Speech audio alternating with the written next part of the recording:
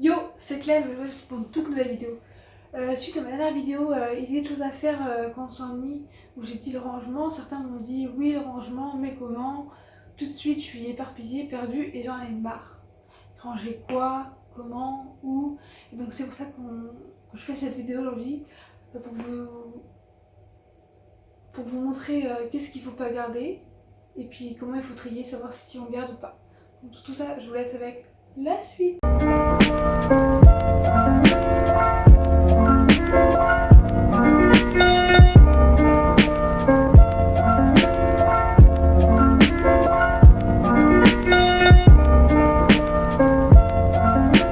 Donc tout d'abord, ce qu'il ne faut pas garder, qui servent à rien, c'est les factures. Les factures, ça sert strictement à rien, sauf, faut les garder au minimum, je dirais 2 ans. Tout le reste, poubelle.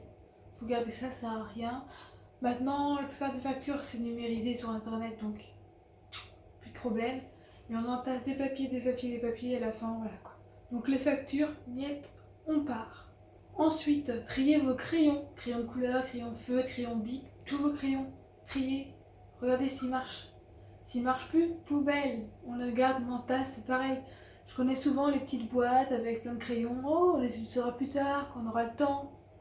Ils ne marchent plus. Ça fait 10 ans qu'ils sont dans la boîte. Triez les crayons. Vous savez pas quoi faire? Triez les crayons. Ensuite, trier à la salle de bain, je dirais les vieilles serviettes, les choses que vous n'utilisez plus trop et qui puent. Genre, je suis sûre que vous avez déjà une serviette comme ça chez vous, elle sent. Vous l'utilisez une fois, elle pue. Poubelle. Une serviette, ça coûte aller 2 euros, voilà. Au pire, vous les ramenez à la Croix-Rouge, ou vous faites du tissu, ou vous faites quelque chose avec, mais gardez pas des choses qui servent pas ou qui sont inutiles, quoi. Vous le lavez tous les jours parce qu'elle pue, vous perdez de l'eau. Voilà, donc c'est un cycle sans fin. Donc jetez ça si c'est plus bon, redonnez, vendez. Bon, vendez pas les trucs qui sont morts parce que sérieusement, ce serait nul aussi. Mais donc voilà, triez, pensez à ça. Je pense aussi aux cartes postales. Déjà, qui envoie encore des cartes postales en 2019? Personne. Ou alors, si tes grands-parents, choses comme ça. Donc les cartes postales qui datent il y a 30 ans, 20 ans, 10 ans, est-ce que vous avez volé les cartes postales? Non, je pense pas. Donc toutes les cartes postales que vous n'avez pas relire ou choses comme ça, poubelle. Qui vous tiennent pas à cœur et tout, poubelle, ça sert à rien.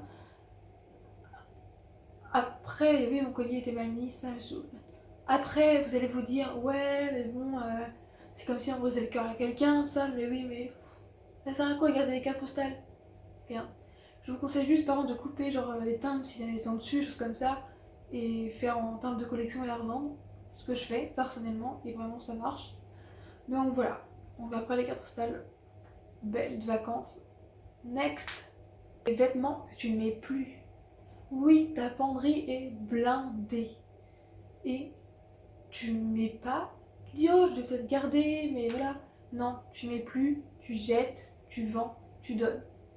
Je vais vous expliquer tout à l'heure comment on doit faire et avec un schéma assez simple en fait pour savoir si t'as l'utilité ou pas, tout ça. Je vais vous montrer un peu comment je fonctionne moi. Et franchement, ça sert à rien de garder des vêtements, je connais les armoires blindées. Et t'en mets quoi? Allez, 10. Je sais que t'as un vêtement que tu mets tout le temps, genre tu veux le laver en premier, tu le mets tout le temps, mais au bout d'un moment, faut changer. Et puis les vêtements qui ne te font plus, que tu gardes, dis-toi que ça te fait de l'argent, si tu les vends, pour t'en racheter des nouveaux. Et oui, il faut voir le bon côté des choses.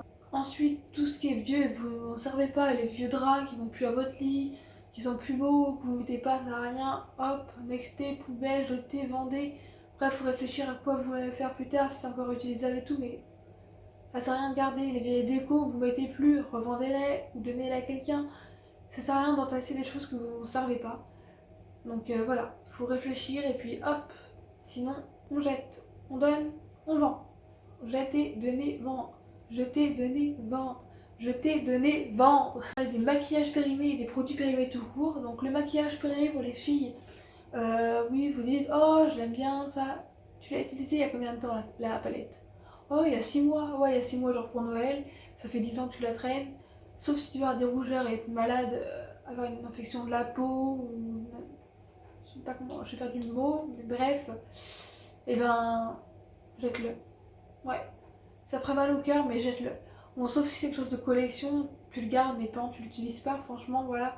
Mais vraiment, il faut trier tout ce qui est produit, périmé, bientôt périmé, mettre d'un côté, dire faut bientôt que je les utilise.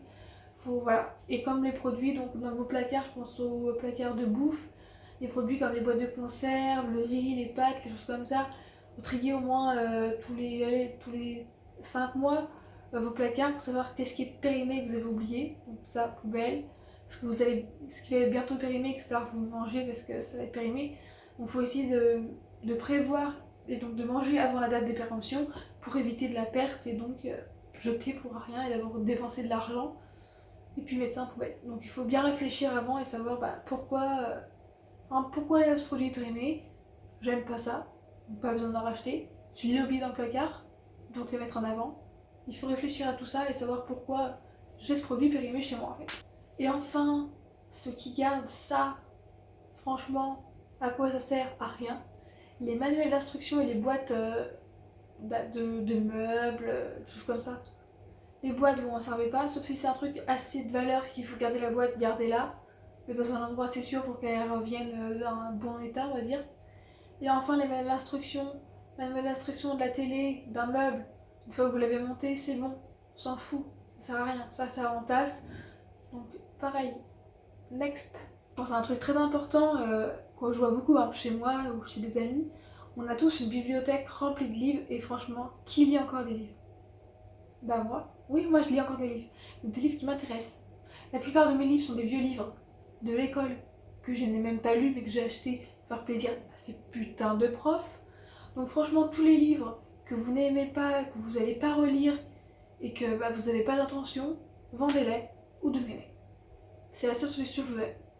Les livres, vous gardez que les livres que vous aimez et vous êtes sûr de relire. Petit, est-ce que je vais relire ce livre? Oui ou non? Non. On donne, on vend. Oui, je le garde. Pourquoi pas, genre, t'adores l'histoire et tout, tu veux raconter ça plus tard à tes enfants, choses comme ça, garde-le, franchement, garde-le. Mais tous les autres livres, vendez-les. Et franchement, ça se vend quand même vachement bien, les livres à un prix assez abordable. Et franchement, vendez-les. Ça vous fera toujours de l'argent et ça n'entassera pas votre bibliothèque alors que vous n'en lisez même pas. Je suis sûre que sur 50 livres, il n'y a même pas la moitié que vous gardez, quoi. Voilà, c'est mon cas. Et donc maintenant, je vais vous expliquer, savoir si vous devez garder ou pas la chose en question. Donc j'ai fait un petit schéma pour me rappeler un peu parce que c'est pas non plus trop clair dans ma tête. J'essaierai, si c'est possible, de vous le mettre en lien Word, PDF ou alors simplement vous mettre une petite photo ici que je ferai moi-même.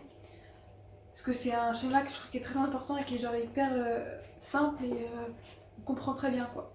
Donc tout d'abord, est-ce qu'il faut que je garde cet objet, oui ou non? Donc pour savoir, c'est est-ce que tu l'as utilisé dans les 3 mois? Si tu ne l'as pas utilisé dans les 3 mois, en fait c'est... Donc faut-il garder cet objet? Est-ce que vous l'avez utilisé dans les 3 mois? Oui ou non?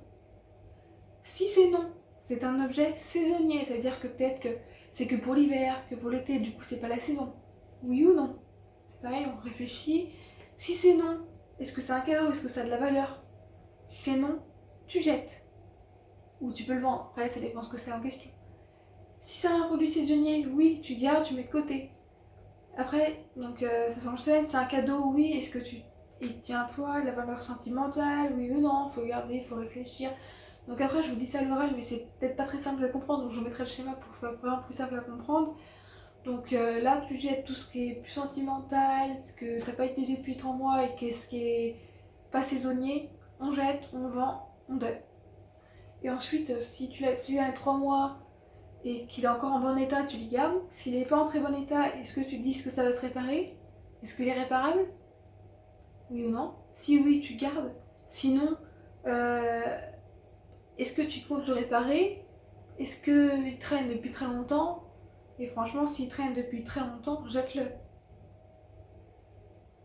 Après, s'il peut se réparer, garde-le, mais répare-le tout de suite. N'attends pas qu'il soit dans un placard. Oh oui, je vais le réparer 10 ans plus tard. Oh, je veux le réparer, mais j'ai pas eu le temps. Voilà. Il faut réfléchir à tout ça et dire que il faut penser à ça et d'avoir un cycle de vie. Et franchement, je pense à ma situation. Il y a quelques mois, j'ai décidé de vraiment faire un grand tri dans ma maison et vendre tout ça. Vraiment, ça fait une somme assez considérable, je pense. Et quand on a besoin d'argent, pense aux étudiants, choses comme ça. Vraiment, faites du tri. Même aller chez vos grands-parents, demandez si vous pouvez ranger chez eux, choses comme ça. Vous pourquoi pas, vous dites je te vends ça sur internet et puis on se fait moitié-moitié, parce que je t'ai aidé à ranger, choses comme ça. Et franchement, vraiment, on gagne vraiment beaucoup d'argent avec ça. Même si c'est vieux, on pense que personne n'est intéressé. Mettez-le à un prix. Regardez, moi je regarde toutes les semaines s'il y a beaucoup de vues, s'il n'y a pas de vues qui a augmenté, je baisse. Et puis vraiment, si ça augmente pas, c'est que personne n'est intéressé. Du coup, ça faut le donner ou le vendre, ou le jeter. Après, ça dépend vraiment du produit en question. Donc voilà, il faut vraiment réfléchir à tout ça. Donc j'espère que cette vidéo rangement vous aura aidé un peu plus dans votre rangement. Et n'hésitez pas à me dire en commentaire ce que vous avez pensé de la vidéo, qu'est-ce que j'ai oublié de dire, ou alors tout simplement voilà, ce que vous avez pensé, tout ça. Donc je voulais, n'oubliez pas de vous abonner et à mercredi prochain pour une toute nouvelle vidéo. Allez, ciao!